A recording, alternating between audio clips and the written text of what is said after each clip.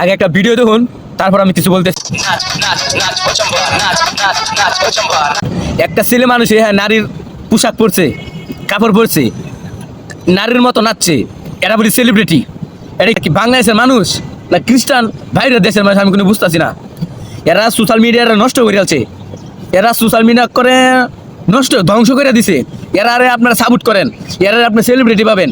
হাজার হাজার মানুষ এগর রাস্তা দেখতে এগর পিছনে জানা যা, এরা তো বেশ জাহান নামি ডাইরেক্ট। নবী সাল্লাল্লাহু আলাইহি সাল্লাম বলছে, কোনো ব্যক্তি যদি কোনো ছেলের পোশাক, কোনো মেয়ে যদি ছেলের পোশাক পরে আর কোনো ছেলে যদি কোনো মেয়ের পোশাক পরে, নবী সাল্লাল্লাহু আলাইহি সাল্লাম বলছে এরা আমার অনুসারী না, এরা আমার অনুসারী না, ওরা ধ্বংস। ওর আপনারা কি বলবেন? আমার কথাটা শুনেন। দেখুন আপনি সেলিব্রিটি পাবেন, এরা দুনিয়ার সফলতা, ওরা নিজেরা সফলতা পাবে।